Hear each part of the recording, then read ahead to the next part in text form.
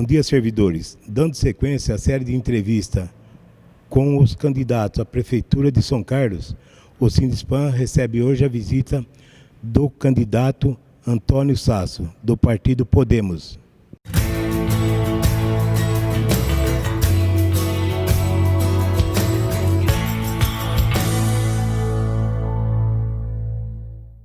Bom dia. Bom dia. Candidatos. Primeiro, agradecer a vocês por poderem dar essa oportunidade dos servidores públicos conhecer um pouco das propostas e o compromisso que vocês terão se forem eleitos.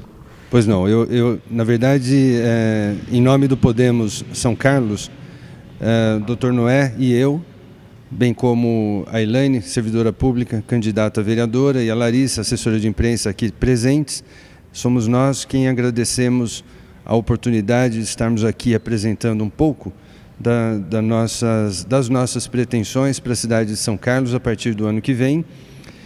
E para mim um motivo muito particular e muito especial que me deixou muito satisfeito, muito feliz hoje foi poder conhecer pessoalmente alguém cujo nome eu sempre ouvi na minha casa em função da relevância e do destaque que essa pessoa adquiriu ao longo do tempo aqui na cidade de São Carlos, mercê do seu esforço individual e da sua capacidade de liderar uma entidade complexa como essa, que é o senhor Adail, a quem aproveito e rendo também as minhas homenagens. Vamos lá. Como que o senhor vê a importância do Sindipam para o funcionalismo público e como será o seu relacionamento com o sindicato? Perfeito. Todos aqui eu tenho certeza absoluta que sabem, mas o sindicato em geral, ele ganhou altura constitucional no nosso país a partir de 5 de outubro de 1988, quando foi então promulgada aquela que foi conhecida ou é conhecida como Constituição Cidadã, correto? O sindicato, ele está previsto, seu Adail, o senhor sabe disso, no artigo 8º da própria Constituição, e lá existem, agora eu não lembro bem se são 6 ou 8 parágrafos que vão disciplinando a atuação sindical. Eu sou um advogado, esta é a minha formação, sempre trabalhei com direito empresarial, e é óbvio que dentro do direito empresarial o sindicato exerce uma função crucial, porque o sindicato é o interlocutor daquele que produz, que executa os planos que a empresa eventualmente idealiza. Então, o meu respeito, a minha devoção e admiração para com sindicatos sérios, autônomos, independentes, como aliás é o caso aqui, esse meu respeito é integral. Tive a oportunidade de estar conversando ali antes do início da nossa entrevista com o seu Adail, contando também um pouco da minha trajetória. Eu tive a honra de negociar por anos e anos e anos a fio, no lado oposto de um sindicato aqui de São Carlos, Sindicato Metalúrgico, que também, assim como vocês, era e é um sindicato autônomo, independente, muito aguerrido, muito bem preparado, exatamente assim como vocês. Então, estes embates que nós tínhamos com a entidade sindical, sempre, não obstante, com muito respeito, esses embates que eram só no lado técnico, nunca no lado pessoal, esses embates me fizeram crescer muito, tanto pessoal quanto profissionalmente. E acho que da nossa parte, a resistência que muitas vezes nós oferecemos, porque a negociação também pressupõe embates, né? Também fizeram com que, de uma forma ou de outra, o sindicato pudesse aproveitar a experiência negocial conosco para qualificar-se, assim como nós também nos qualificamos, mercê desses confrontos, desses embates todos, que eram feitos em alto nível, sempre com muito respeito, como já disse. Então, assim, só para responder objetivamente, a importância do Sindipam, ela é constitucional. Só que não apenas constitucional, ela é também, o senhor Adail sabe disso, institucional. Então, veja, como nós podemos ignorar uma entidade que ganhou relevo constitucional? Não tem como. Então, o meu relacionamento com o Sindipam, o senhor pode ter certeza disso, será um relacionamento de muito respeito, muita transparência e muita proximidade. Isso fora de questão. Melhor dizendo, não o meu relacionamento, mas o nosso relacionamento, ok? Só para... Não sei se respondi, mas em linhas gerais é isso. Respondeu e, inclusive, o senhor respondeu uma coisa assim que o sindicato procura, que a proximidade ela tem a ver com diálogo, né? E o senhor falou assim, uma conversa técnica. Porque quando a gente vai para um dissídio, o nosso sindicato tem um grupo de pessoas técnicas que vão avaliar as condições financeiras da prefeitura para que a gente não ultrapasse. A gente sabe que existe o limite prudencial e para trabalhar dentro do que é possível para o servidor e para a população. Então é isso que a gente pede para todos os candidatos mesmo. Me permite um pequeno adendo ou não? Posso? Veja, na iniciativa privada, que não é o caso do poder público, né? Temos diferenças grandes entre uma plataforma e outra, né? Mas na iniciativa privada, tanto a empresa quanto o sindicato, na última instância, eles querem o quê? A preservação do emprego, eles querem a perenização do negócio. Para o empregador, a preservação do emprego tem um certo viés, para o sindicato tem um outro viés, mas em última instância, esses dois vieses são conjugados e comungam para o interesse comum, que é o crescimento da empresa.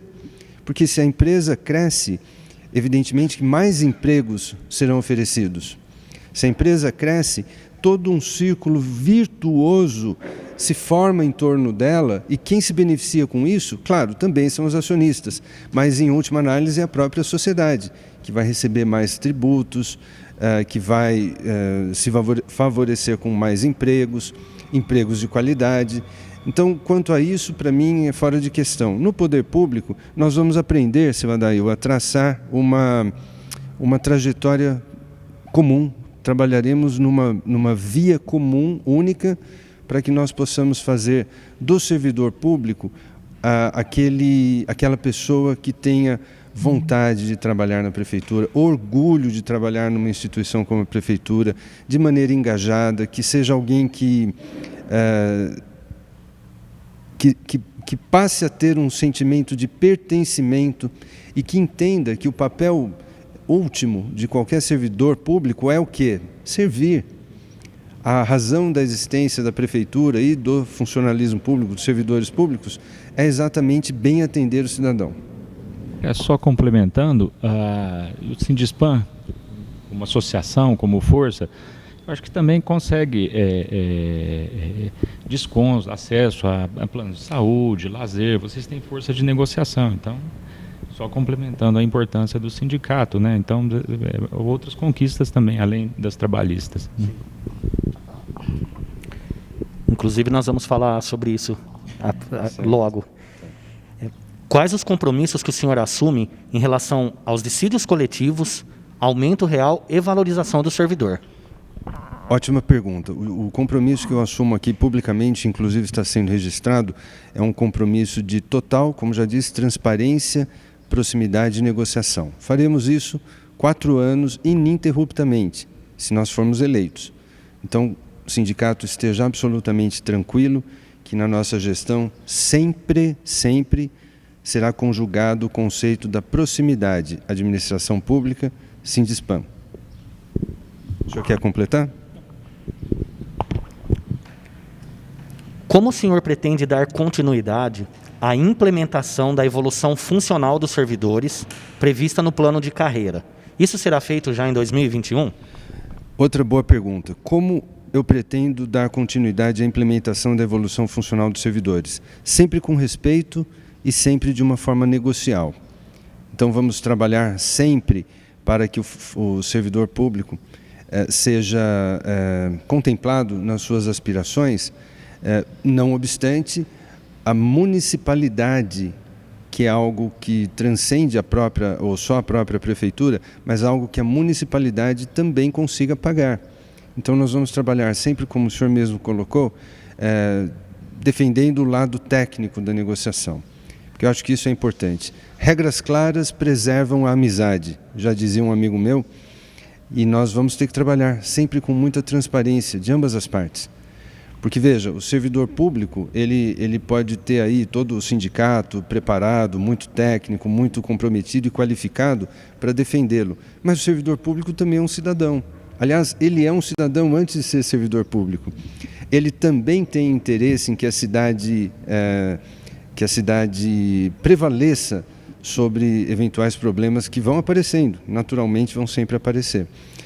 Então nós precisamos, de fato, valorizar o servidor público, não obstante nunca esquecendo que a cidade, vamos dizer assim, abarca também o próprio servidor público.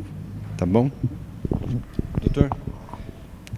O senhor assume o compromisso de regulamentar a Lei 13.889 de 2006, que é o Estatuto da Educação, resolvendo impasses como professor de apoio, atribuição de aulas, jornada dos professores P3, no que diz respeito à hora-aula de 50 minutos, logo no início do ano letivo de 2021, junto com o Sindispan, conforme o artigo 16, com comprometimento de paridade igualitária na comissão?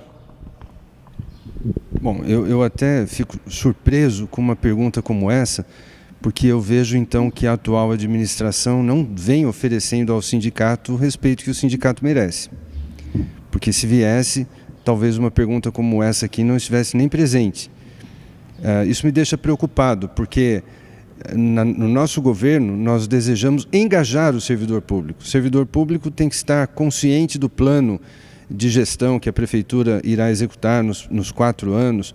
O servidor público precisará entender bastante bem o papel que ele desempenhará dentro desse plano, com submetas e tudo mais, para que o plano seja exitoso, porque em última análise nós queremos apenas o bem de São Carlos. E os servidores públicos, eles são uma engrenagem vital para que isso aconteça. Aliás, sem os servidores públicos, você pode ter o melhor plano construído na NASA, no ITA, na USP, não vai dar certo, porque quem realmente executa o plano são os servidores públicos. Então, assim, respondendo especificamente a pergunta, professor de apoio, eu tive uma experiência muito triste na minha vida pretérita, quando então trabalhava para empresas aqui em São Carlos, quando um pai e mãe de família vieram pedir ajuda, vieram pedir socorro, porque todas as tentativas de resolução desse problema junto à prefeitura foram infrutíferas, não surtiram o efeito que o pai e a mãe de família precisavam. Posso contar rapidamente isso aí? É uma coisa chocante, porque era uma menina que sofria de um certo grau de autismo. Talvez o Dr. Noé depois possa até melhorar aqui a minha explicação sobre essa enfermidade, não sei se esse é o termo, mas essa menina, jovem, menina mesmo, 7, 8 anos, algo assim, ela sofria de um certo grau de autismo e ela foi colocada dentro de uma classe normal, correto? Comum, uma classe comum. E a menina, à medida em que ela teve um professor de apoio, ela começou a progredir assim a olhos vistos. E a mãe levou o caderno para que eu visse. Então, o que ela conseguiu evoluir nos meses em que ela recebeu a ajuda desse professor de apoio, que era meio que dedicado a ela e talvez mais um na classe, foi uma coisa fantástica. Depois, pelas razões que os senhores podem imaginar, esse professor de apoio foi removido. E aí a mãe então me mostrou a continuidade da evolução, que na realidade se tornou uma involução. Meu Deus do céu, como é que nós fazemos isso com o ser humano? Como você, como os senhores aqui, como prefeitos ou como gestores públicos, permitiriam que uma coisa assim acontecesse? Se fosse o filho de vocês aqui, dos senhores, isso aconteceria? Então, professor de apoio, mas nem que nós tivemos que produzir dinheiro, vai ter que ter. Vai ter que ter. Aí, só para concluir a história, senhor Adair, nós fizemos inserções junto à prefeitura, gestões junto à prefeitura, e depois de muita pressão, um professor de apoio apareceu. Só que a menina estava acostumada com a outra. Sabe, trata-se do ser humano como se o ser humano fosse uma mesa, um copo, um pedaço de papel ou algo até pior. Na nossa gestão isso não vai acontecer. Atribuições de aulas e a jornada dos professores P3. Está na lei? Lei, para mim, que sou advogado, é um ente normativo não opcional. A lei, cumprir a lei não é uma opção. Correto, doutor? Cumprir a lei é um dever de todos nós. Está na lei? Tem que ser cumprido. Simples assim. Agora, como isso tem que ser cumprido? Vamos trabalhar de uma forma criativa para captar recursos, se for o caso, e pagar o que tiver que pagar. Porque se está na lei, não é opcional o cumprimento. Pois não. É só até para sintetizar a questão dessa especificação do caso dos professores P3. Essa lei é de 2006, mas os professores P3 vêm desde 1900 e bolinha. Eles vêm atribuindo as aulas, a jornada deles, quando alterou a lei, foi jornada de 1 hora. Jornada cheia. Jornada cheia. Só que eles sempre, há 30 anos, eles vêm atribuindo hora-aula. Eles pegam 16 aulas para poder, e aí se precisar, pega mais aulas para complementar salário também. Só que aí agora a atual administração, a atual secretária de gestão, que vai chegar lá, depois o senhor vai ver, ela resolveu que eles estavam errados. E aí deu um fuê na rede toda, porque os P3 são os especialistas que pega do ensino fundamental. E nós, o próprio sindicato, nós fizemos o ano passado, já temos o projeto pronto. É só simplesmente alterar um artigo da Lei 13 que normaliza.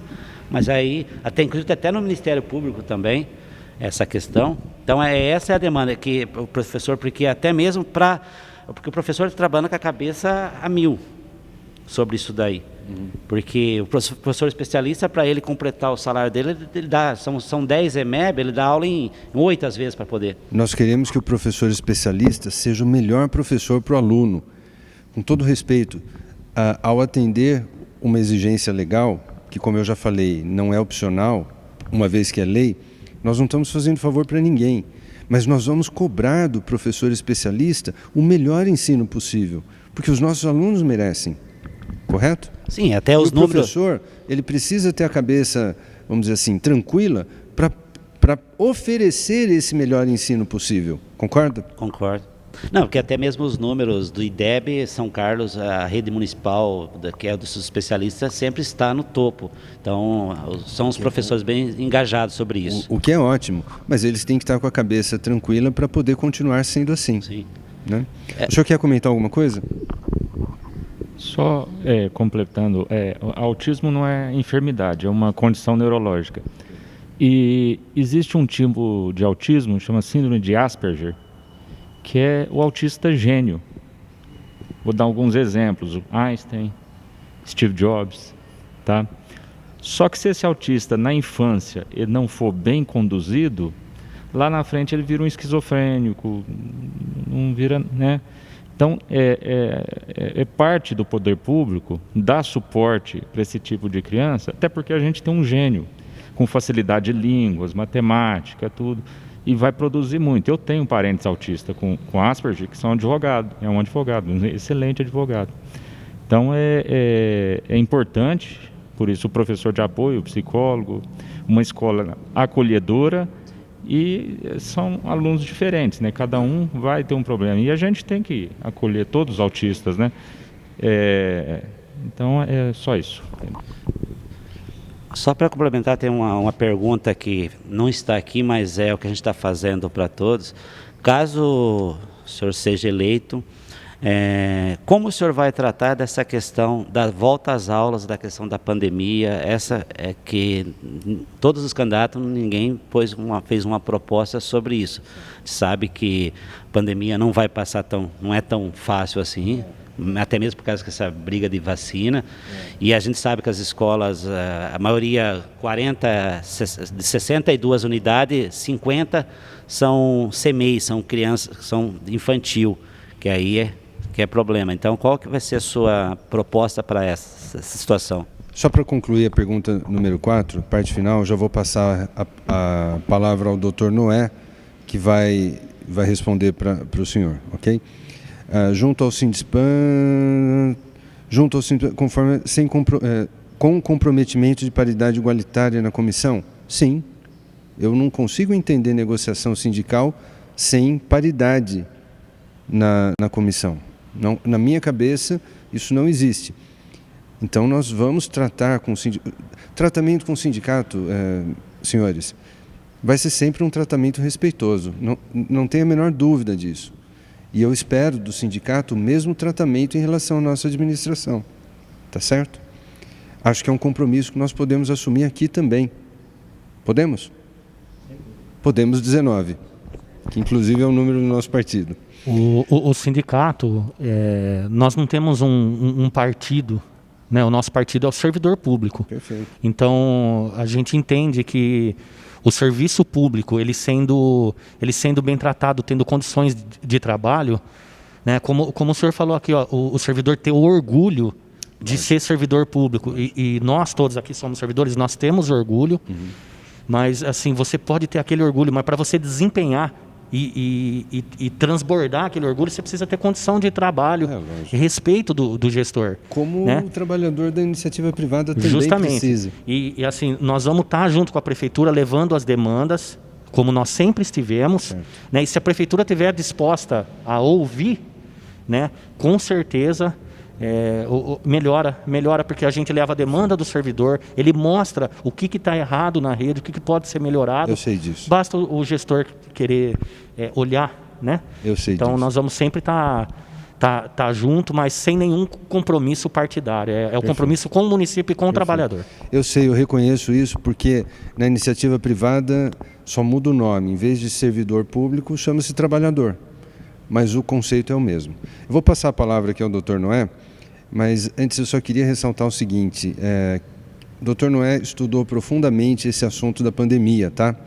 E ele é médico, então o que ele for falar aqui, pessoal, tem um aspecto bastante técnico, não obstante ele também identificou alguns deslizes da nossa classe política, não apenas em São Carlos, mas no país como um todo, tá certo? Vou passar aqui a palavra. Eu estava torcendo para você fazer essa pergunta, né, da volta às aulas, pós-pandemia, tudo. Eu tive conversando com alguns professores, com alguns representantes de classe, falei, mas por que não está voltando às aulas? E eu estava indignado, olha, tem condição de voltar às aulas, até por uma questão médica, né? A criança que vai formar a barreira de imunidade, a imunidade de rebanho, a criança transmite muito pouco, lógico que tem que tomar medidas sanitárias e preventivas. Aí eu elenquei, eles me convenceram que não tinha condição de voltar às aulas. E são 3 ou 4 motivos. Talvez o Sasso até me ajude a lembrar. O primeiro motivo é um motivo histórico, né?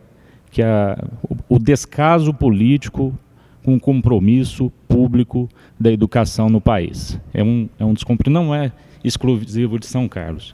As escolas estão sucateadas. Não houve manutenção da pandemia. Quer dizer, a gente vai numa cidade vizinha aqui, onde o prefeito aproveitou e reformou a escola. Enquanto não tinha merenda para as crianças, ele fez um kit, uma pequena cesta básica por criança. Quer dizer, se você tinha 3 filhos na escola, você recebia 3 cestas básicas mensalmente. E aqui, o que houve? Até onde eu sei, nada. E as escolas estão sucateadas. Telhado com goteira, se chover não tem condição de aula. Banheiros quebrados. Quer dizer, como você vai tomar medidas, não é que pode voltar às aulas, você tem que tomar medidas sanitizantes, sanitárias para voltar às aulas no pós-pandemia, inclusive com a educação dos cuidadores das crianças e das próprias crianças, né? Lavar a mão, álcool gel, distância, uso de máscara, né? Inclusive um reforço até de pessoal, até para esse tipo de orientação. Até no servir, na alimentação e tal. Como você vai implantar essas medidas se não tem o mínimo, o básico? Então, um dos motivos que acho que não voltou às aulas, porque o voltar às aulas aqui em São Carlos ia eviscerar a má administração pública referente às escolas. Seria muito bom se o prefeito, ao invés de pegar 85 milhões de reais e recapear a cidade, ele reformasse as escolas e desse essas condições. Infelizmente, ele não fez isso. E a gente nem sei se tem condições, porque a pandemia está aí e ela não vai embora tão cedo. Não sei se tem condições de começar o ano que vem, sem um aporte forte de custo, benefício, dinheiro, para a gente atingir essa meta de reformar as escolas e tomar as medidas sanitizantes. Quer complementar? Sim. Eu acho que isso só revela, como o doutor já falou, o descaso com os nossos alunos. Eu estive ontem dando entrevistas aí em canais de imprensa e mídia aqui de São Carlos, e eu tive a oportunidade de colocar uma situação muito clara ali. Eu espero que a população tenha ouvido e entendido. Que veja, na iniciativa privada, a empresa precisa gerar lucro, e o lucro da empresa é o resultado operacional, que ela reinveste nela mesma, ela paga os impostos, ela paga os acionistas, ela remunera os trabalhadores, enfim, ela faz N coisas com o seu resultado operacional quando ele é positivo. A prefeitura não tem que ter lucro. A prefeitura tem que estar de olho nesse tipo de coisa. Afinal de contas, nós estamos tratando do futuro, que são as crianças. Como nós permitimos que o futuro esteja aprendendo sob condições precárias, inclusive de segurança? Porque eu acho que vocês também andam pela cidade, o sindicato deve ser um agente social muito participativo, como eu sei que vocês são, que os senhores são, e a gente observa as escolas sucateadas. Foi um eufemismo usado aqui pelo Dr. Noé, porque ele é muito elegante, muito educado, mas as escolas estão em condições degradadas. As escolas municipais estão em condições degradadas. Temos pessoas na nossa equipe de vereadores especializados em segurança do trabalho. O que essas pessoas me contam é algo assim simplesmente chocante. E eu fico pensando, o passivo trabalhista, e não só trabalhista, mas civil também, que o Dr. Noé e eu vamos ter que assumir a partir de janeiro do ano que vem, quando, mercê da graça de Deus, seremos eleitos. É um momento de nós ou mudarmos a maneira de se fazer e pensar política em São Carlos, ou optarmos por perdermos o trem da história. Está nas mãos da população.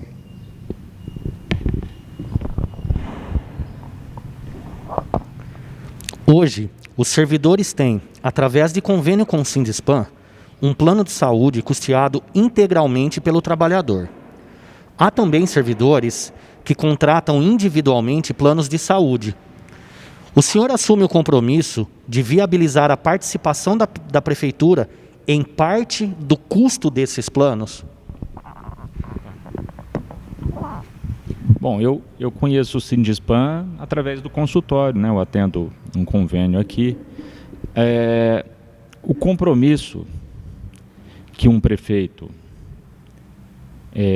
elenca é o compromisso com o SUS, num sistema único de saúde realmente efetivo. Hoje, em São Carlos, você tem um plano de saúde não por luxo, você tem um plano de saúde praticamente por necessidade, porque o SUS não funciona. Ainda mais em vias de pandemia, praticamente foi abandonado todas as outras doenças. Praticamente, hoje, quem tem doença crônica, pressão alta, diabetes, lúpus, está praticamente abandonado, né? Tanto no quesito de consultas e segmento médico, como no aporte de medicação que não pode faltar no dia a dia. Tive informação que diabéticos com dificuldade de conseguir insulina. Um diabético sem insulina 2 dias, no terceiro ele está no hospital. Está com condição grave. Então, é uma coisa que não pode faltar em hipótese alguma. Então, o compromisso hoje nosso, do Podemos 19, é melhorar o SUS, ser acessível, implantar a rede estadual Hebe Camargo, que é referente ao paciente com câncer, que ele chegue num postinho de saúde, tem um gângliozinho, uma suspeita, mesmo que não seja câncer, é suspeita de câncer, ele tem que fazer uma biópsia rápida, ele tem que ter um acesso rápido aos especialistas. E diagnosticado o câncer, em 30 dias ele tem que iniciar o tratamento, seja cirúrgico, quimioterapia, radioterapia ou os 3 juntos, como eu precisei um dia. Né? E felizmente hoje eu estou aqui graças a um tratamento de câncer efetivo. Não estaria aqui se eu dependesse do SUS. Mas hoje o compromisso nosso é com o SUS.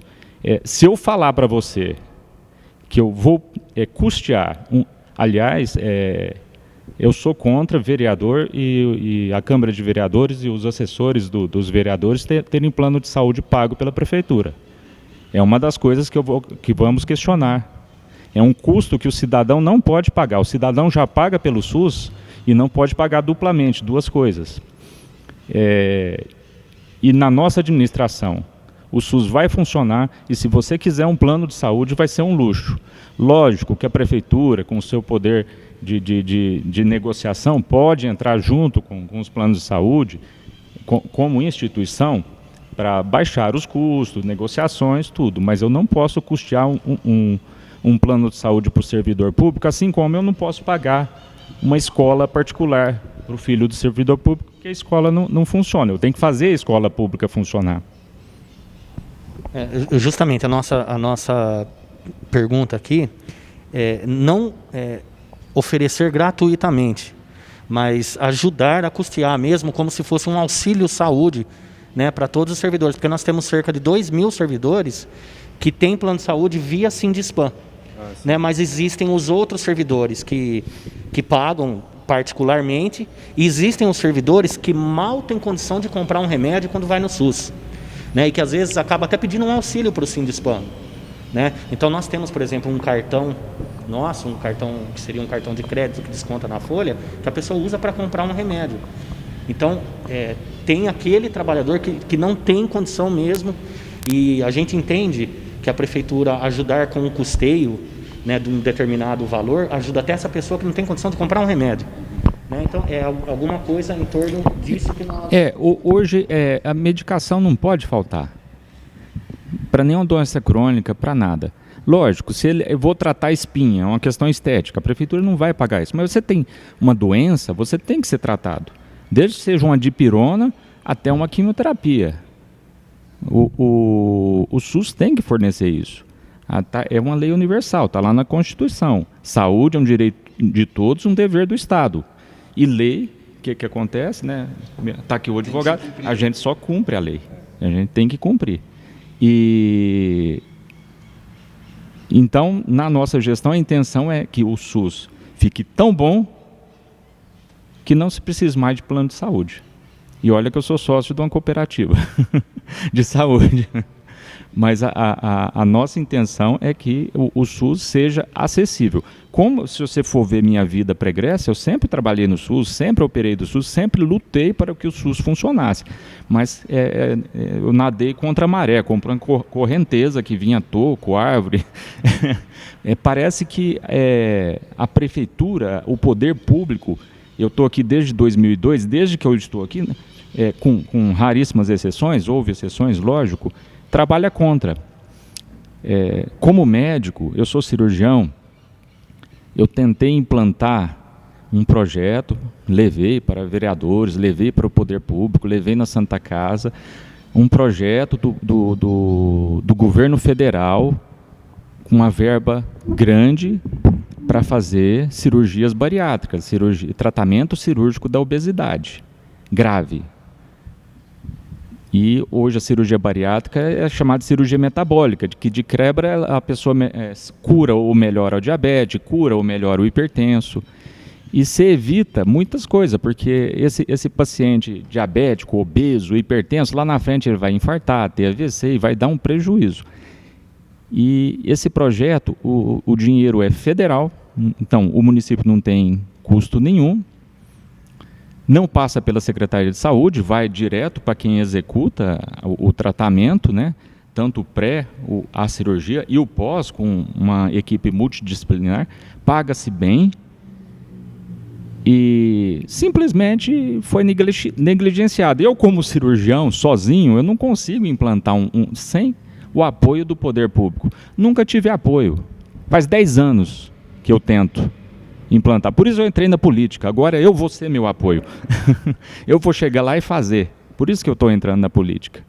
Porque eu cansei de pedir, implorar. E parece que quando não tem interesse do político, quer dizer, alguma coisa escorregar no bolso dele, ele não está nem aí. Ele não está nem aí com a população. A maioria dos políticos nossos, 99%, 95%, são pessoas que querem se locupletar com o dinheiro público. Porque na iniciativa privada, a maioria que está aí não passaria num concurso, viu? Não servia para nada, não fazer nada, não consegue fazer nada. E o diferencial nosso, eu, Dr. Sasso, é isso aí, a gente é autônomo, não dependemos de política, não estamos desesperados por um salário de prefeito, vice-prefeito, porque somos até certo ponto funcionários, na vida nossa autônoma a gente é bem sucedido. A gente está nessa luta por idealismo, ideologia e idealismo. Vocês têm o conhecimento da situação do município. Sim. Tá? Ninguém pode negar que o município está investindo, mas nós vamos ter problemas lá na frente. E as coisas que estão para resolver, pelo menos é que a gente ouve todos os candidatos colocar, que tem muita coisa para ser resolvida. E aí, quando o Ney ele colocou que o porquê nós falamos do plano de saúde, tá? É uma coisa para amanhã. Saúde não se brinca, é para amanhã vocês, sabe? Seu doutor é médico.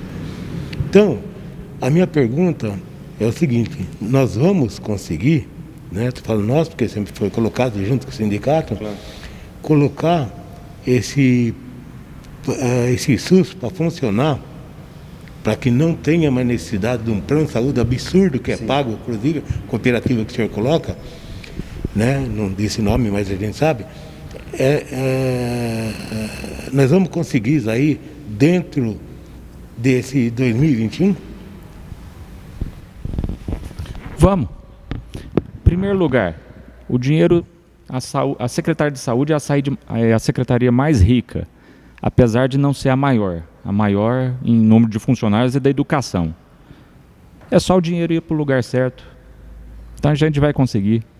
E outra coisa, existe muito dinheiro federal, investimento, como esse da cirurgia bariátrica que eu falei, existe inúmeros outros projetos, existe para diabético, existe para lúpus, existe para câncer, existe a rede Hebe Camargo, depois vocês dão uma olhada aqui, que simplesmente é negligenciado e os políticos fingem que não existe, porque assim como eu vou lá alertá-los, tem outras pessoas também que vão lá, olha, tem isso aqui, vamos lá.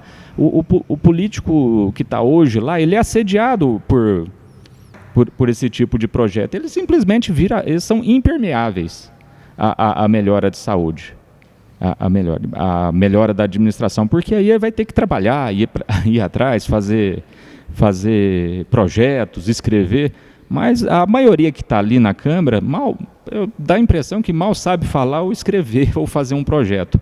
Os assessores deles mais ainda. Então, dali não sai nada. Hoje, eu sou totalmente desesperançoso quanto sair alguma coisa produtiva desse tipo de Câmara que a gente tem, desse tipo de governo que a gente tem. Então, nós ganhamos, 1º de janeiro, teremos uma Secretaria de Saúde que funciona, acessível, transparente, meritocrática. A gente quer atrair o servidor com meritocracia. O servidor hoje público na saúde, ele é totalmente discriminado. Ele tem uma casta lá em cima de secretário de saúde e cargos comissionados e outra casta aqui embaixo. E às vezes o cargo comissionado não sabe fazer um ó com um copo.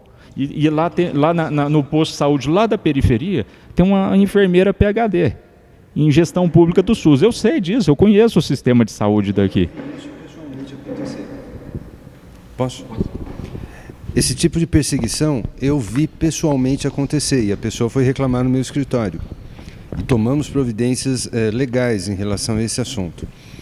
Agora, só para que nós possamos complementar o que o Dr. Noé falou, que talvez seja a sua pergunta, eu vou me antecipar e responder. Como gerar recursos? Eu sei que não é simples. Por isso que nós estamos falando numa maneira diferente de se pensar e fazer política. Qual é a pretensão? Quando eu coloquei esse assunto, inclusive para o nosso partido, uma série de questionamentos foram feitos, mas eu vou reproduzir aqui para vocês porque eu acredito fortemente nisso. Nós temos recursos na cidade de São Carlos. O orçamento desse ano foi quase R$1 bilhão. Para o ano que vem, apesar da pandemia, está previsto algo próximo a isso. Tá? Muito bem. R$1 bilhão de reais, não é 1 milhão, é um montante perfeitamente possível de suprir as necessidades de uma cidade com 252, 254 mil habitantes ou algo próximo a isso. Bom, a proposta para gerar recursos fora do que nós temos arrecadado em termos de tributação local e fora emendas parlamentares, São Paulo, Brasília, etc., é a criação de uma Secretaria de Desenvolvimento Econômico, que não vai ter esse nome, mas só para todo mundo entender, é mais ou menos isso aí. O secretário já foi convidado, já aceitou, esse secretário é um gênio, onde esse cara põe a mão, como diria aí, o toque de Midas, né? Vira ouro, super inteligente, super comprometido com vamos dizer assim, o progresso da cidade de São Carlos, bastante bem alinhado com a nossa posição em relação a servidores, em relação à população, em relação à experiência política deletéria que a gente vem observando hoje na cidade. E então a ideia é assim, esse senhor vai ficar responsável por trazer recursos novos, que não tem nada a ver com emenda parlamentar, Brasília, São Paulo, os tributos que se arrecada aqui em São Carlos e tudo mais. Então nós vamos ter, isso nós garantimos, porque sabemos como fazer, nós vamos ter captação de investimento no Brasil e no exterior.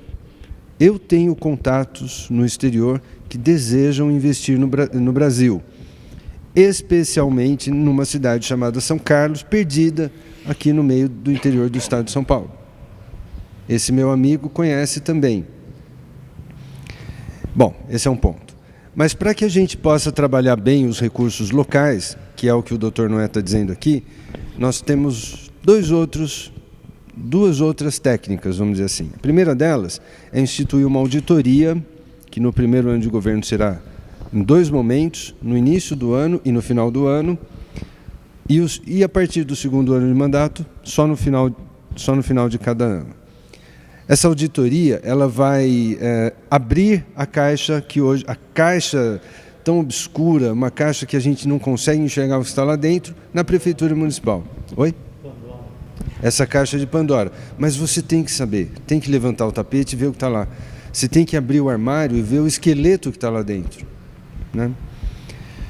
Mas o pulo do gato não é nem esse. O pulo do gato é a criação, e aí todo mundo me bombardeia, não, porque isso não pode ser, vai ser, vai acontecer.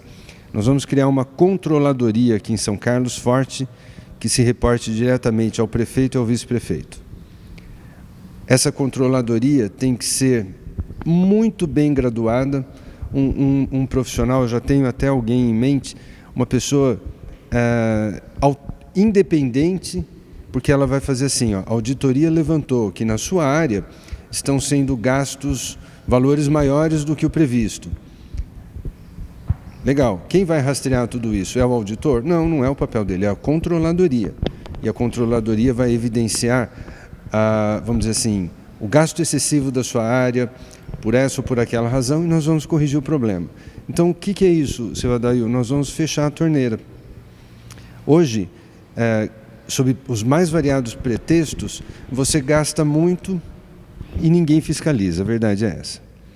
Então, fechar a torneira é algo que vai fazer com que haja uma tendência de que o dinheiro não falte e de que ele seja canalizado para a sua destinação correta.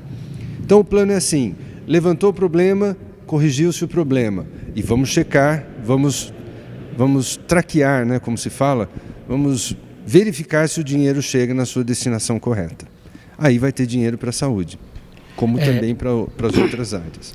Bom dia, mesmo porque nós sabemos que o Sistema Único de Saúde está sucateado. Os postos de saúde, quem leva os postos de saúde nas costas são os funcionários, porque também está tudo sucateado. Às Inclusive vezes, nas suas estruturas, viu? Nos seus prédios. as estruturas, e muitas vezes o equipamento. funcionário público, às vezes, tem que comprar material do próprio bolso. Uma internet tem que levar para casa para poder usar o de casa, porque no posto de saúde não funciona. E outra coisa, a gente tinha um laboratório aqui em São Carlos, que era o Adolfo Lute, que funcionava muito bem, né, que foi fechado. Que a pessoa ia lá colher sangue de manhã cedo, era tratado bem, cafezinho, bolacha, depois de colher o exame de sangue.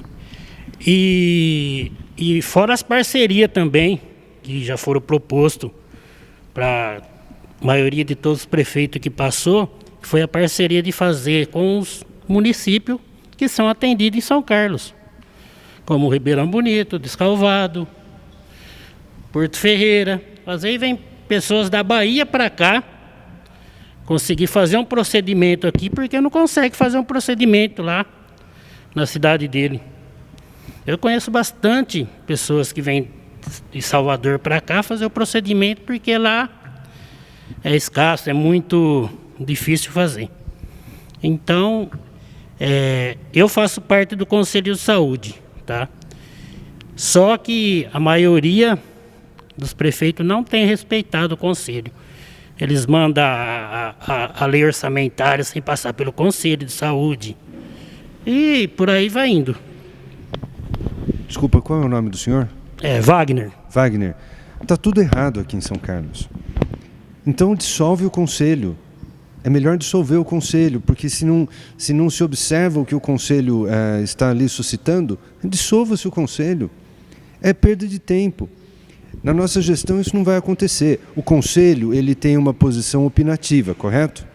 Ele não tem uma posição vinculativa, mas é uma irresponsabilidade do prefeito não ouvir o que o conselho suscita. É um absurdo, está tudo errado aqui em São Carlos. Mas acho que você vai comentar. Eu já fiz parte do Conselho Municipal de Saúde por 2 anos. E numa época era o Padilha, secretário de saúde na época do PT, Newton Lima. E a outra época que eu fiz parte do Conselho Municipal de Saúde, representando os médicos, acho que foi Marcos Vinícius, colega médico, era secretário de saúde. E o que eu notava no conselho? Pessoas do conselho são compromissadas, cada um representando o seu segmento, funcionário, sindicato, hospital, trabalhador hospitalar, trabalhador da saúde. Eu acho que bem representado, bem montado, a meu ver.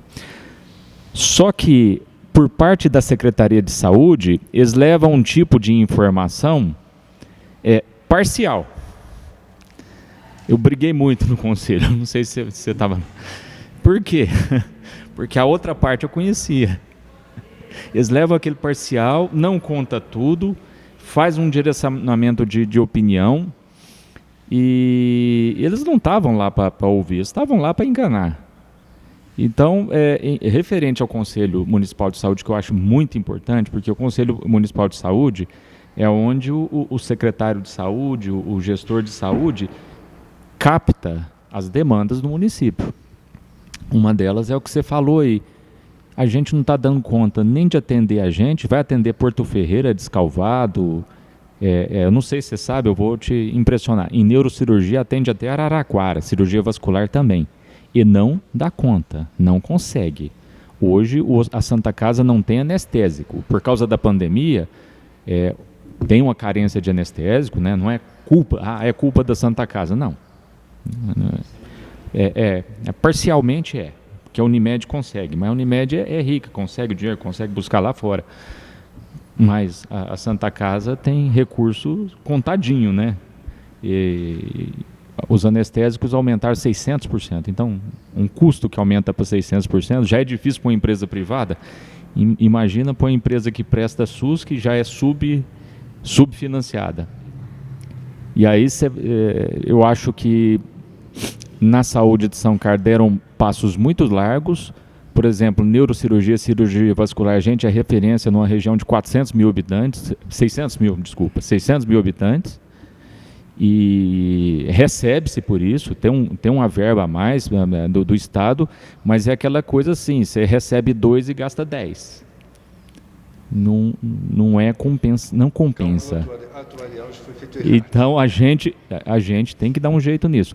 Quantas pessoas, eu já vi gente vir da Bahia, de Goiás, Tocantins, vir para cá, geralmente tem um parente. Esse não tem jeito, a gente tem que atender. Chegou aqui Sistema Único de Saúde, a lei universal. Olha, eu já vi até equatoriano, já atendi até boliviano, equatoriano, vem do Brasil porque lá não tem condições. Então não tem jeito, a gente tem que atender.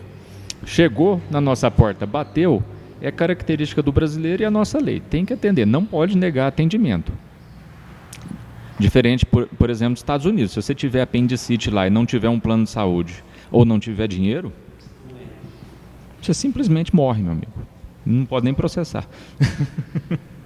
Mas é isso. Espero ter complementado a sua... O senhor se compromete a realizar ainda em 2021 o curso preparatório para que os servidores tenham direito à gratificação prevista na Lei Municipal 14.902 de 2009 ao pedir demissão voluntária ao PDV? Muito bem, eu me esqueci de comentar um aspecto aqui em relação à resposta anterior. Posso fazer um acréscimo? Chegamos a ter na Câmara dos Vereadores aqui em São Carlos, vereadores que suscitaram cirurgias sem anestesia. Você sabe disso, né? Nem vou comentar. Então deixa para lá. Vamos voltar para a pergunta número 6 aqui. Voltar ao século XIX, não dá. Não. Aliás, São Carlos está estagnada no século XIX. A nossa proposta é transportá-la para o século XXI. Mas então, meu senhor, o senhor se compromete a realizar ainda em 2021 um curso preparatório para que os servidores tenham direito à gratificação do PDV? Eu vou aqui dar a mão à palmatória. Eu sou advogado, minha profissão é essa, mais de 28 anos, mas o Brasil é um cipoal legislativo muito complexo. E eu vou pedir perdão aqui para vocês e com muita humildade reconhecer que eu não conheço todas as leis. Então eu queria que, se possível, fosse elucidada a questão do curso preparatório e a razão pela qual esse curso não é feito.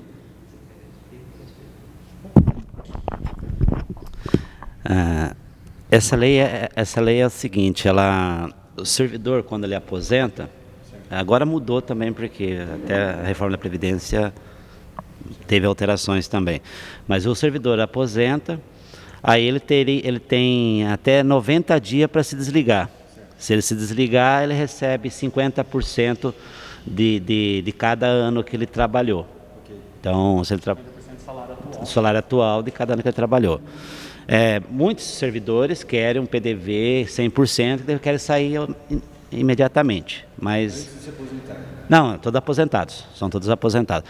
Só que aí passou os 90 dias, ele perde o direito da gratificação dos 50%.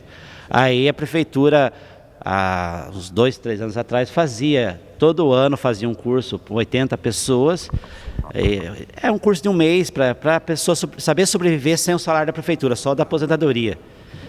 E aí sim. Aí ele fazia esse curso, ele teria um mês para se desligar. Se ele perdesse esse prazo, também de novo, ele não tinha mais gratificação de 50%. Então aí acho que o último foi em 2018, acho que fez, mas também não foi em 2018. 2019 não fez, 2020 também não fez. Tá, me desculpa a pergunta tão inocente, mas por que esse curso parou de ser feito?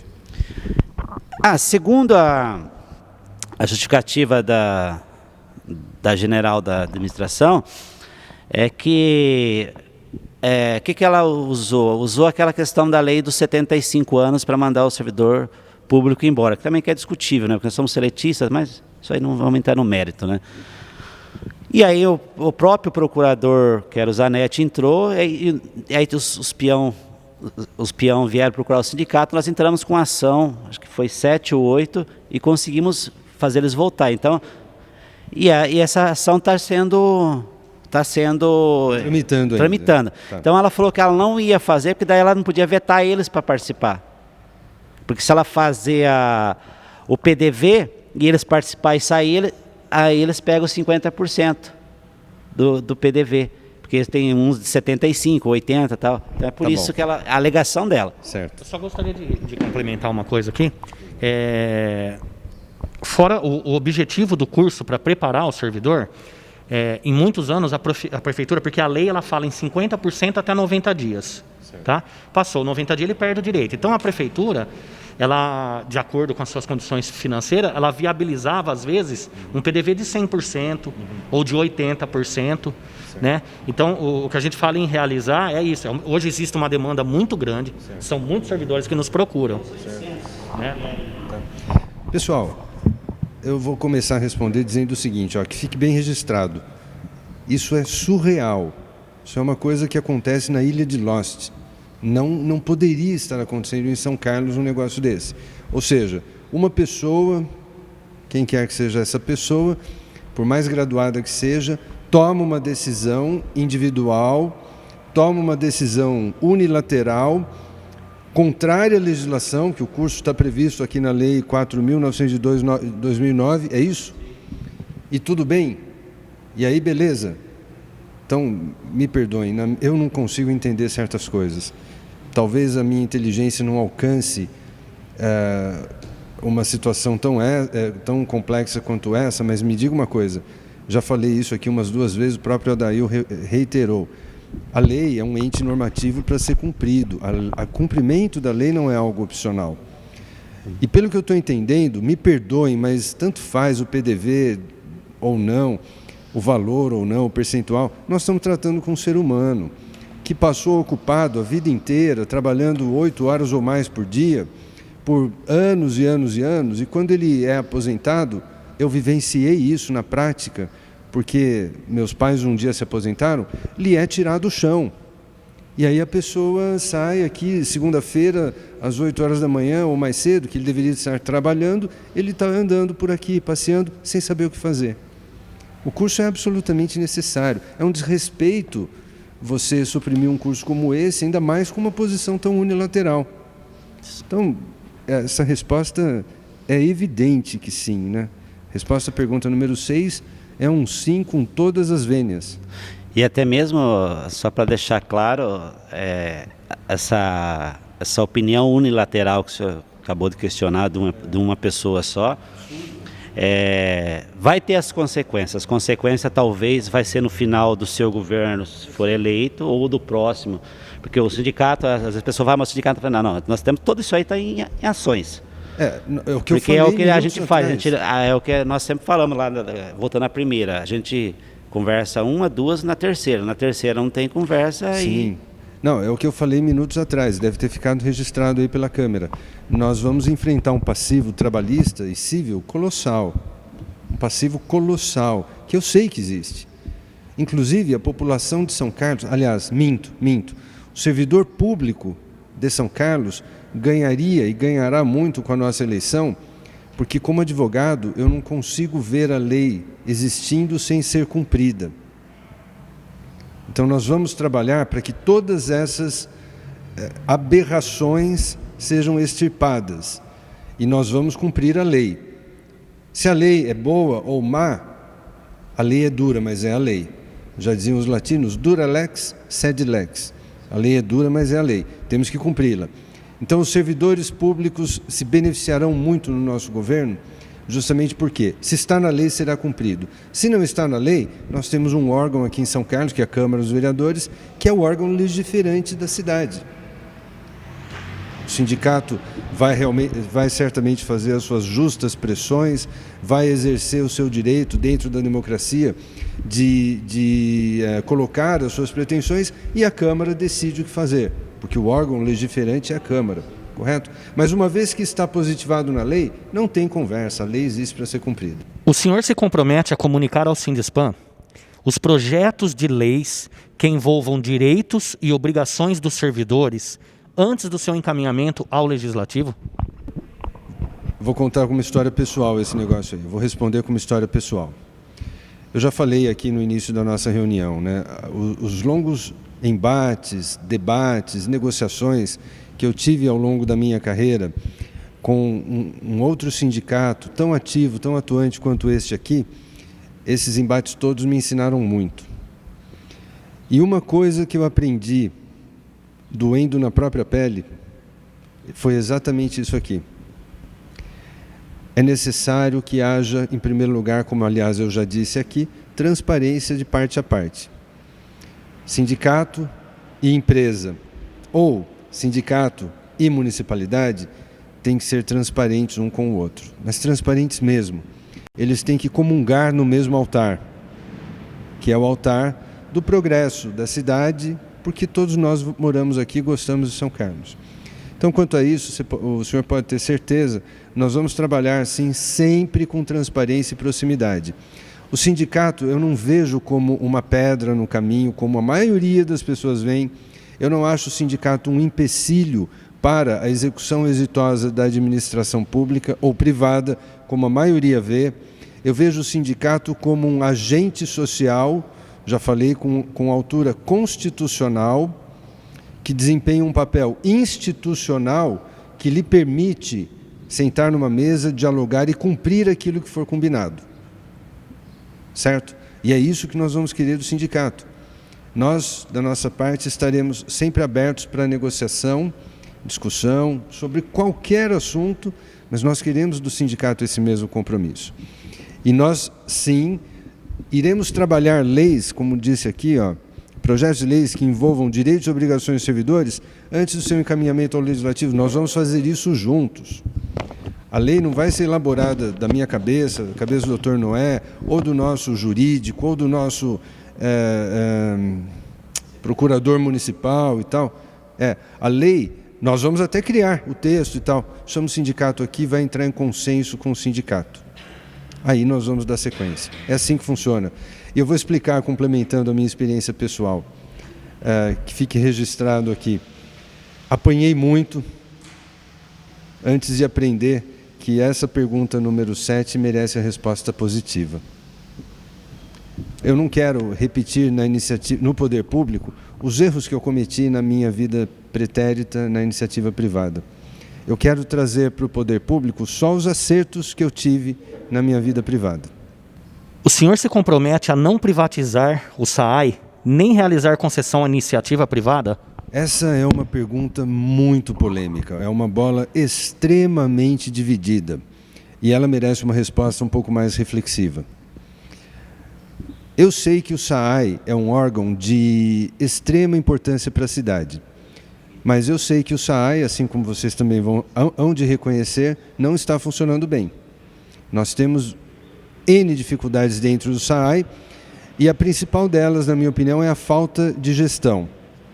Então, na realidade, essa autarquia está o tempo todo jogando na defensiva. Nós precisamos dotar esta autarquia de meios, seu Adail, para que ela possa partir para o ataque. O que é jogar na defensiva? É estar o tempo todo rebatendo apenas. E o que é jogar no ataque? É estar se antecipando ao problema antes que ele apareça. Mas, como nós estamos em São Carlos e como nós estamos sob a égide desse governo atual, não é surpresa nenhuma que o SAAI venha apresentando essa performance tão insatisfatória, para ficarmos aqui só nos eufemismos. Sem dúvida nenhuma que o servidor público sofre com isso. Mas quem sofre mais com isso é a população. Eu também, nas análises, estudos que nós fizemos, eu também entendi, eu aprendi, na verdade, que o SAAI, permanecendo como um ente público, uma autarquia, concessionário de serviço público e tal, essa autarquia opera de uma forma diligente e muito importante para a diluição dos custos e gastos da prefeitura, inclusive em relação ao limite prudencial. Então eu estou vendo os senhores assentirem com a cabeça e eu percebo que vamos dizer assim, a verdade, esta ponderação é realmente verdadeira. Não obstante, nós precisamos dotar o SAAI de uma gestão mais eficiente. Não há a menor dúvida quanto a isso. Num primeiro momento, não temos intenção de privatizar, mas nós precisamos, para sermos justos, dar ao SAAI instrumentos adequados. uma administração moderna, inteligência na gestão da autarquia e técnicas e métodos de trabalho que permitam que o SAAI deixe de jogar na defensiva e vá jogar no ataque, sempre em nome do bem comum, sempre em favor e em benefício da população de São Carlos. Então, assim, vamos fazer isso, porque eu sei como fazer isso. Eu tive experiência na minha vida, na iniciativa privada, comprovada que funciona quando você dota a organização, no caso uma autarquia, com os meios necessários, com a gestão adequada, com os instrumentos que são precisos, com a qualificação do servidor, inclusive mudança no modelo mental do servidor do SAAI, que muitas vezes, de tanto ser criticado, desanima, desmotiva e tudo mais. E a ideia é trazer todos eles para dentro do barco, porque esse barco também é nosso, né? E trabalharmos aí. Bom, eu tenho certeza que isso funciona, porque já funcionou. Comigo já funcionou. Se eventualmente isso não acontecer, nós temos que sentar, inclusive o sindicato participa da reunião, para tomar novos rumos e pensar em novos caminhos. Só para ser mais específico, eu quero continuar nessa... pelo que eu entendi, o senhor falou que num primeiro momento não. Então, o candidato, o senhor pretende implementar uma gestão, que o senhor diz que seria uma gestão mais eficiente, moderna, e tentar viabilizar que o SAAI funcione melhor com uma gestão antes de pensar em privatização ou concessão, mas existe a possibilidade de privatização ou concessão do SAAI. Nós precisamos pensar em resolver o problema do SAAI, porque o SAAI tem um peso muito importante dentro das contas da administração pública. Vocês sabem disso. Sim. E se simplesmente nós pegarmos o SAAI, que é um braço importante da administração, e terceirizarmos, ou fizermos dele uma concessão privada, etc., a prefeitura vai precisar pensar muito bem sobre como vai suprir a ausência da contribuição que este órgão, que essa autarquia, produz, oferece e apresenta para o fechamento das contas lá no final do ano. Tá? Então, é exatamente isso. Nós vamos insistir no SAAI porque eu acredito, ou melhor, eu tenho certeza que uma gestão eficiente, eficaz, que eu sei fazer e que dá para ser feita, vai resolver o problema. Talvez não num ano só, mas nós vamos insistir no caminho. Agora, como o senhor, seu nome qual que é mesmo?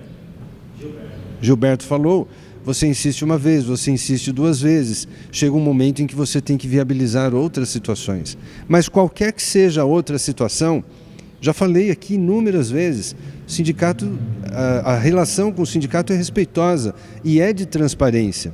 Pessoal, vocês precisam ajudar a população de São Carlos a resolver esse problema aqui.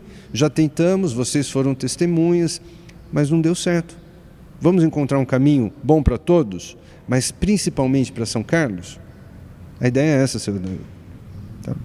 Só para comentar em questão de números, em março, a prefeitura, sem o SAAI, que o SAAI é superavitário, né? Sem o SAAI, a prefeitura estaria, em março, com 54%, né, do limite prudencial, que inviabiliza. Inviabiliza a prefeitura, não tem a menor dúvida. Então,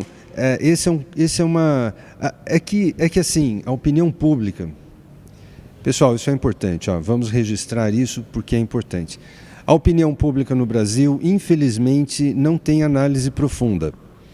E a opinião pública no Brasil, ela se deixa levar por opiniões daqueles que, no mais das vezes, nem entendem bem o que estão falando, mas estão falando, ou gritando.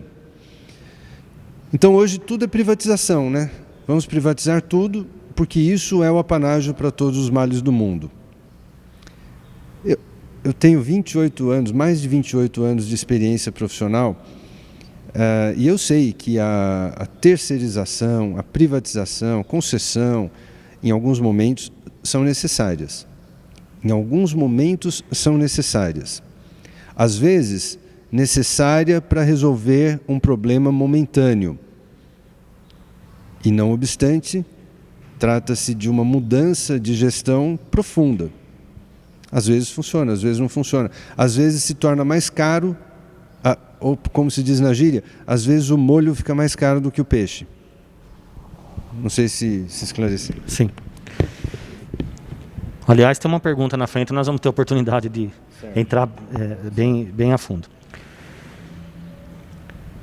Há hoje uma insatisfação generalizada dos servidores em relação à Secretaria de Gestão de Pessoas. O que o senhor pretende fazer em relação a isso? Sim. Nós vamos revolucionar essa Secretaria de Gestão de Pessoas. Na verdade, o que se faz aqui em São Carlos, seu Adail, não é gestão de pessoas. Na minha opinião, o que essa pessoa, ou essa senhora, ou essa secretaria faz, seria papel da área de finanças fazer. Não é o RH, vamos dizer assim, né, que deve fazer o que é feito aqui. Então, há uma disfunção muito grande nisso, uma miopia muito grande. Bom, acabamos de falar, a atual gestão, ela conseguiu reunir dentro de si situações assim absolutamente surreais, insólitas, né? Foi. É verdade, essa secretaria gasta 100 milhões de reais por ano. É a terceira secretaria que mais gasta aqui em São Carlos. Então, assim, nós precisamos criar uma secretaria de gestão de pessoas, não uma secretaria do não. Então, nós temos que criar uma secretaria que entenda que a gestão de pessoas nem é uma ciência, é mais do que isso, é uma arte. É uma técnica muito refinada, muito apurada. Trabalhei com isso na minha vida pretérita, na iniciativa privada também. Isso é algo que você aprende no dia a dia. Não se encontra uma receita de bolo cabível para todos os casos. Você não pode tratar igualmente a desiguais. Você precisa conjugar na gestão de pessoas uma regra muito fácil de ser decantada, cantada e decantada, mas muito difícil de ser aplicada, que é a regra da equidade, que consiste, como já se diz, como disse Rui Barbosa, em tratar igualmente a iguais e desigualmente a desiguais na medida em que se desigualam. É isso que nós temos que fazer na gestão de pessoas. Então a pergunta é assim, o que o senhor pretende fazer em relação a isso? Praticamente o oposto do que é feito hoje. O senhor se compromete a não promover terceirizações no serviço público, exceto em situações absolutamente necessárias ao funcionamento dos serviços e, nesses casos, em comum acordo com o Sindispan? Vamos lá. Vou responder a sua pergunta com outra. Posso? É uma indelicadeza muito grande, mas eu posso cometer com o senhor? Então vamos lá. Digamos que eu não faça isso. Digamos que eu resolva terceirizar o SAAI, por exemplo. Não, o SAAI não, o SAMU. Pronto. Obrigado, Helene. E não obtenha antes a compliance do sindicato. A minha resposta, que é uma pergunta, vai agora. O que o sindicato vai fazer? Nós vamos chamar os servidores, vamos chamar a população e tentar mostrar para eles que, naquele caso, nós não tivemos uma conversa, a gente teria sugestões para que isso não acontecesse. Esse é o nosso papel. Você acha que eu quero correr esse risco? A gente costuma fazer um movimento bem chato. Na verdade, gente, o sindicalismo é uma técnica muito apurada, muito bem estruturada ao longo de anos e muito estudada. Então, hoje nós temos um sindicalismo no Brasil muito refinado em determinados pontos, como aqui, por exemplo. E, por outro lado, infelizmente, seu Adail, a gente há de convir que nem todos os sindicatos são assim tão técnicos e tão independentes como o de vocês. Existem sindicatos, como vocês dizem aí, ou diziam, pelegos, que não representam o sindicalismo vocacionado. Mas, muito bem, é óbvio que, ao tomarmos uma medida unilateral como essa, arbitrária, uma medida que destrói a relação, como foi falado aqui pelo Wagner, claro que isso vai provocar da parte do sindicato uma reação em cadeia muito forte. Porque se o sindicato não fizer isso, ele perde toda a ingerência que ele tem junto à base. É óbvio que eu sei disso. Eu aprendi com sangue, suor, trabalho e lágrimas tudo isso.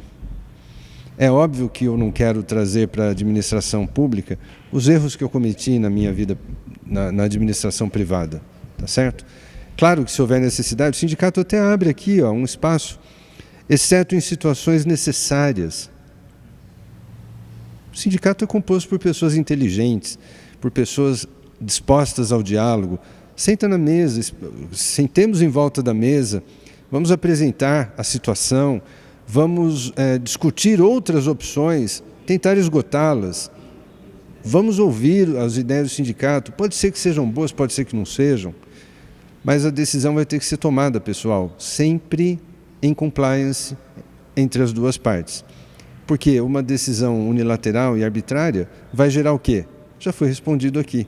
Claro que eu não quero colocar em risco a população de São Carlos, não quero colocar em risco a continuidade dos nossos trabalhos na administração pública, porque nós vamos ter muito trabalho, nós vamos ter que recompor, toda o sentimento de pertencimento do São Carlense em relação à cidade, o orgulho dessa gente de morar aqui, o engajamento do servidor público, né, que é uma coisa que nós precisamos ter aí já logo no primeiro momento. Então, essa é uma pergunta cuja resposta é sim, só para sumarizar, mas era necessária essa explicação prévia. Passado já teve um prefeito que pagou para ver. Ele chegou e falou que o sindicato não conseguia mobilizar o servidor público. Me permite? Então, qualquer sindicato para qualquer organização a qualquer hora. Desde que ele não tenha um acordo com o gestor. Não, evidente. Desde que tenham sido rompidas as negociações. Mas não é o caso aqui. Não é o caso aqui. Sim. Estou falando junto às outras entidades sindicais com as quais eu negociava, inclusive no Ciesp, inclusive na Fiesp, a Bini, em São Paulo. Nós sempre tivemos uma relação respeitosa.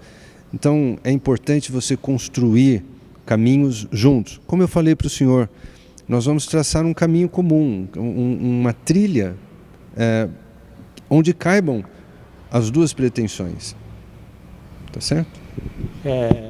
Só para comentar que, né, quando o Wagner ele citou a última vez, que acho que foi em 2014, né, que nós fizemos aquele movimento grevista, né? Foi a última vez que o sindicato aqui fez um movimento grevista. E esse movimento, nós estávamos no nosso dissídio, certo. Nós estávamos discutindo um aumento real que não era um absurdo, era coisa de 1%, era muito pouco, que 1% para a prefeitura a gente sabe que representa muito, nós temos consciência disso, claro. Né? Mas o nosso movimento grevista, ele não foi pelo aumento, ele foi pela falta de diálogo, foi porque a prefeitura fechou a porta. E os servidores começaram a vir com placas pedindo respeito, pedindo diálogo. Então, isso é um absurdo. Isso é o que a gente faz questão de conversar com todos os candidatos.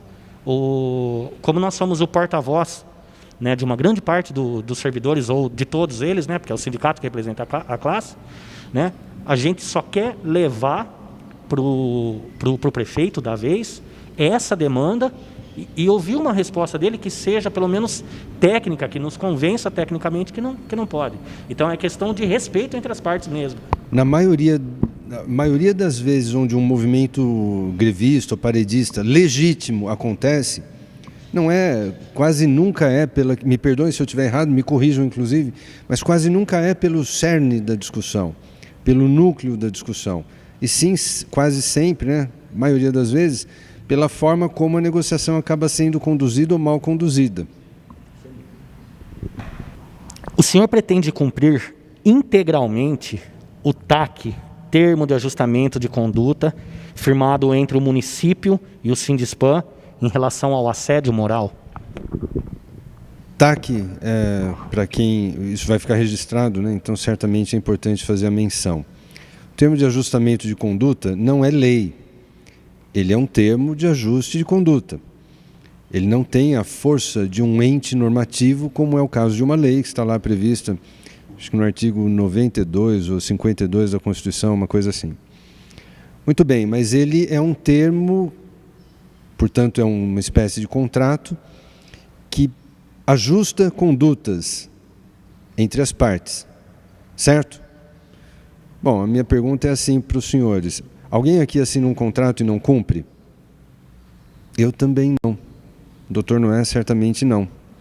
Nossa gestão, uma vez assinado o TAC, que nós herdaremos, o TAC será cumprido. Ainda mais em relação ao assédio moral, que é uma prática tão abjeta, é uma prática que eu repudio veementemente, é uma prática que eu não aceito, é uma prática que no nosso governo será erradicada e o sindicato...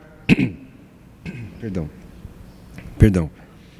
E o sindicato será chamado fortemente a atuar no auxílio para a erradicação dessa prática.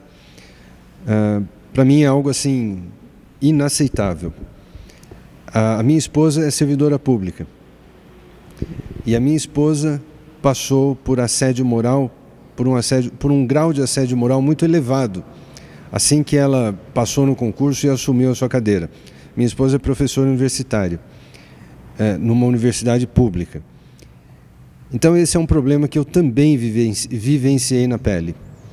E eu sei como isso é deletério para a saúde da vítima, eu sei como isso é ruim para a família da vítima, eu sei como isso é ruim, em última instância, para o serviço público. Então o assédio moral, meus caros, é algo que será banido de São Carlos na nossa gestão. Inclusive, eu sempre idealizo, Elaine, como serão os primeiros dias da gestão. Uma reunião com todo o secretariado e com todos os outros elementos da administração pública que tenham poder de mando, uma reunião como essa será feita para que esse assunto seja, com uma clareza meridiana, seja esclarecido a todos. Assédio moral na nossa gestão não será permitido. Assédio moral na nossa gestão terá consequência para quem assedia. Até porque ele deixa consequências, normalmente financeiras, para o erário. E nós não queremos pagar pelos erros dolosos e voluntários de outras pessoas. Eu acho que uma grande causa do assédio moral na prefeitura é porque hoje existe uma política de compadrinho, apadrinhamento, promoção de pessoas totalmente incapazes e deletéria ao serviço público, que chegam lá e depende das pessoas que estão abaixo dele para fazer o serviço dele. Então, o assédio moral, quando você tem uma gestão técnica, você praticamente não precisa do assédio moral. E o que a gente quer hoje é uma gestão técnica, promover o servidor capaz, né? Eu já falei aqui que tem enfermeira em postinho de saúde, especialista em gerontologia, gestão pública do SUS, subaproveitada, e a gente tem que trazer esse servidor para junto da gente, tem que promover, e não promover lá o sobrinho do vereador, que, sei lá, às vezes tem uma profissão, ou às vezes nem tem curso superior, às vezes tem um curso superior que não tem nada a ver, o cara é arquiteto, está lá na casa de na Secretaria de Saúde. E às vezes a pessoa não tem nem compromisso, ele está ali pelo salário. E a gente sabe que o servidor público, ele passou num concurso público, ele foi qualificado, ele foi selecionado, ele tem um compromisso. Ele muitas das vezes, marginalizado. Então, o assédio moral, às vezes, é culpa até dessa política de apadrinhamento, compadrio, que a gente vai cortar na raiz. Vai cortar na raiz. A gestão Podemos, Antônio Sasso, prefeito, vice Noé, pode cobrar da gente, viu? Pode fazer registrem, por favor. A gente tem um compromisso de não ter assédio moral. Lógico, se acontecer e for provado, o primeiro que tem que tomar providência não é o promotor de justiça, é o gestor. Antes de chegar na justiça, a gente tem que tomar nossas providências. Perfeito.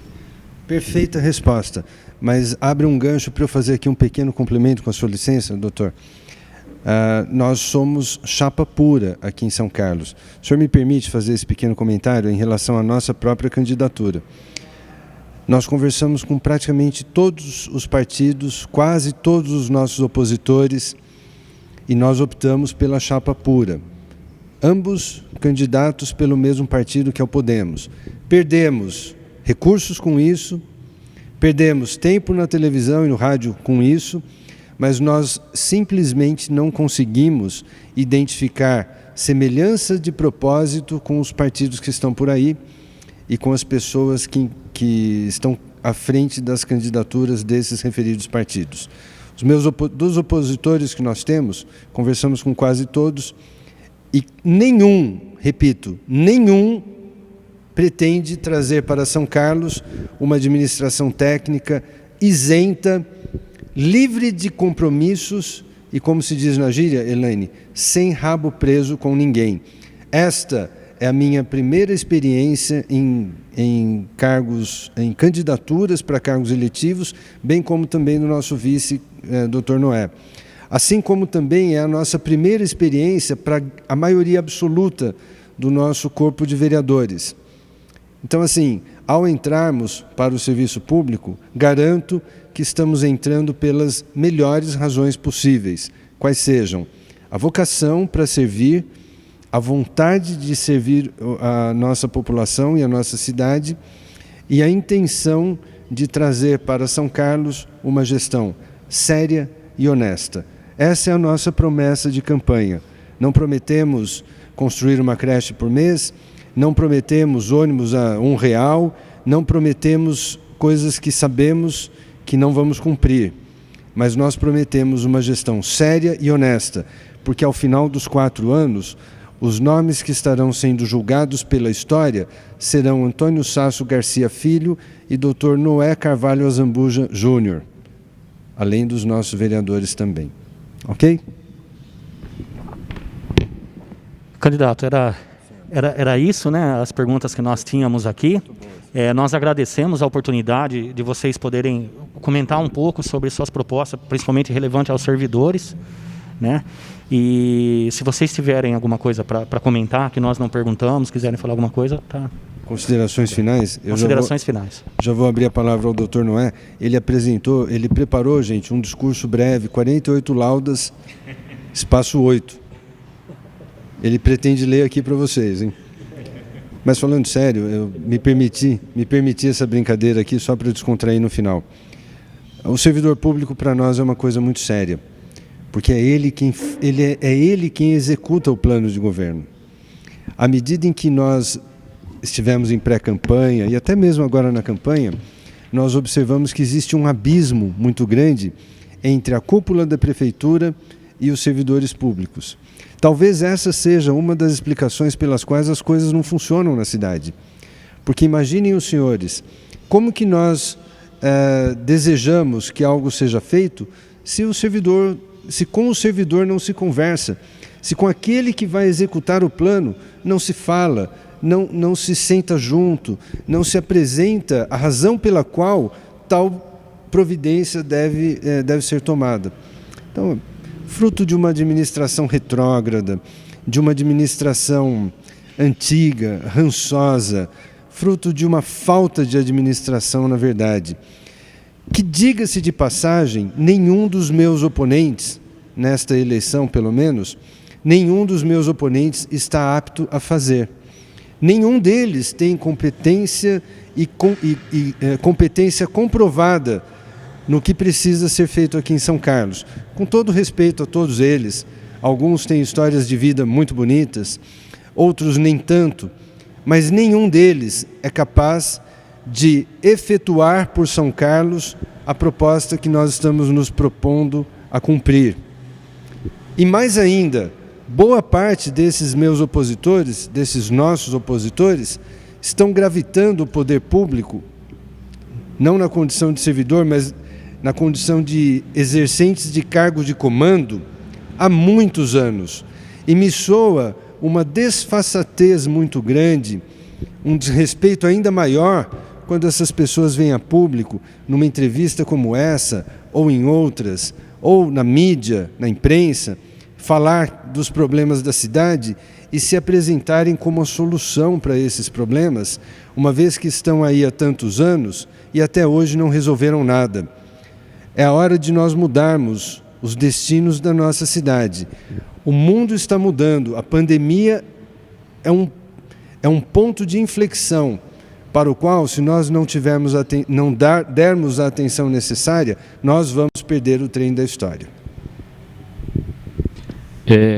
Obrigado aí pela oportunidade, né, das sabatinas que a gente foi, né? Eu acho que aqui foi a melhor, a mais elucidativa, a mais completa. Acho que como servidor público que entende o município, e isso serve para a gente, sim, a mensagem que vocês passaram para a gente, eu falo, estamos sabendo de tudo, a gente tem raiz em tudo, e a gente vai cobrar. E a gente quer ser cobrado, tá? Porque quando a gente é cobrado, às vezes a gente é duas cabeças pensando, mas a gente não vê tudo. E a gente não vamos nos blindar com os nossos secretários, com os nossos assessores. A gente quer ser uma voz e mais ouvido ainda. Para ser voz, a gente tem que ouvir, né? E antes que eu me esqueça, você tem que chegar em casa, dar os parabéns para sua esposa, que hoje é dia do servidor público, do funcionário público. Parabéns a todos os funcionários públicos aí pelo dia de hoje. E se não, leva um bombonzinho, alguma coisa para ela hoje, tá bom? E parabéns para todos aí, servidores públicos. O fato de nós estarmos aqui no dia do servidor público me parece algo assim muito transcendental, hein? Parece-me que não é obra do acaso. Obrigado, pessoal, mais uma vez. Fazer o agradecimento, secretário. O Ney já fez dele, fazer o meu. Secretário, não, desculpa, candidatos. Queria fazer um apanhado sobre o que nós conversamos há pouco, o senhor sendo de iniciativa privada, nosso sindicato, o senhor fala da colocação do diálogo em tudo que for fazer os 4 anos, tanto a empresa como o sindicato, que era o caso do senhor, e hoje aqui o sindicato com o servidor público, do servidor público com a prefeitura. Nós, no início do nosso mandato, lá nos anos lá atrás, sim, nós sempre adotamos esse sistema do diálogo. Perfeito. Porém, muitas das vezes, sempre, né, nós somos criticados por aquela palavra que o senhor disse, peleguismo, certo? De trabalhar dessa maneira. E o tempo foi passando, nós estamos mudando a estrutura do sindicato com a diretoria. Fomos tirando aqueles que não queriam mais, fomos trazendo as pessoas que tinham interesse. Mesmo aquelas pessoas que criticavam do peleguismo, ele veio para o sindicato e começou a entender que isso era viável, certo? E hoje, até o nosso adversário, quando vem, com todo o direito que tem, né, e é salutar que de você concorrer uma eleição, ele também vem com essa mesma proposta do diálogo. Então, você vê, o tempo só pode mostrar que realmente o diálogo funcionou e vai continuar funcionando. Não tem outro caminho a não ser o diálogo, porque, afinal de contas, nós temos a lei, né? Pode resolver. Tá. Eu gostaria de agradecer a presença dos senhores, da candidata, secretária, todos, por estar atendendo nosso pedido. E dizer que nessa gravação nossa, nós vamos encaminhar os servidores. Eu acredito que eles vão fazer uma avaliação aí, muito boa, para ir no dia 15 a gente ter as opções que tem que ser ditas, tá bom? Muito obrigado.